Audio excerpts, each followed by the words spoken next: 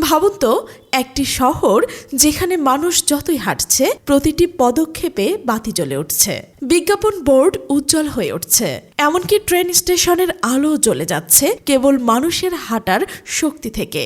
অবিশ্বাস্য শোনালেও জাপান ইতিমধ্যেই এই স্বপ্নকে বাস্তবে রূপ দিয়েছে। এই প্রযুক্তির নাম পাইজো ইলেকট্রনিক টাইলস।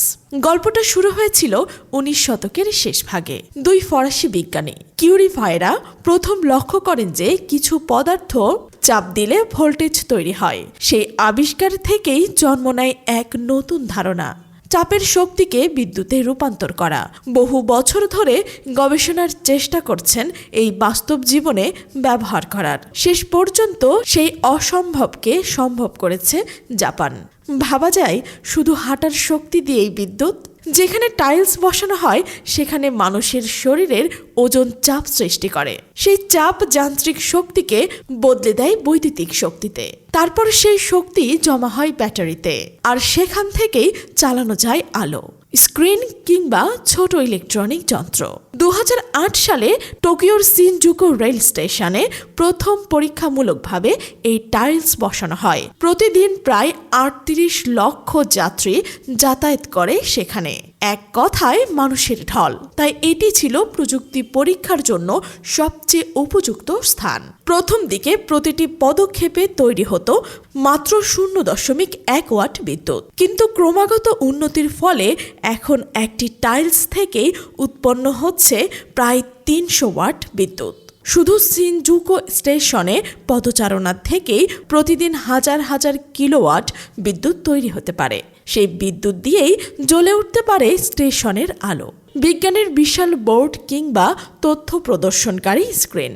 প্রযুক্তি যুগান্তকারী হলেও এখনও সেই সমস্যা রয়ে গেছে। প্রথমত, টাইলসের দাম অনেক বেশি, প্রতিটি $50 থেকে $100। বিশাল জায়গা ঢাকতে গেলে খরচ বেড়ে যায় অস্বাভাবিকভাবে। দ্বিতীয়ত, বিদ্যুতের পরিমাণ তুলনামূলক কম, তাই এটি এখনও জাতীয় গ্রিডের বড় চাহিদা মেটাতে সক্ষম নয়। তাছাড়া নিয়মিত রক্ষণাবেক্ষণ না করলে টাইলস ভেঙে যাওয়ার ঝুঁকিও থাকে। এটি পরিবেশ বান্ধব, কোনো জীবাশ্ম জ্বালানি পোড়াতে হয় না, কার্বনও নিঃসরণ হয় না। শুধু মানুষের স্বাভাবিক চলাফেরায় এখানে মূল জ্বালানি। তাই এটি নবায়নযোগ্য শক্তির ক্ষেত্রে এক অনন্য সংযোজন হয়ে উঠতে পারে।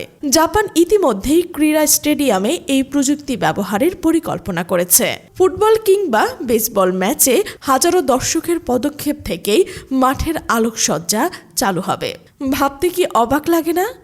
একইভাবে বড় শপিং মল, বিমানবন্দর, এমনকি স্কুল কলেজের করিডরেও ব্যবহার করা যেতে পারে এই টাইলস।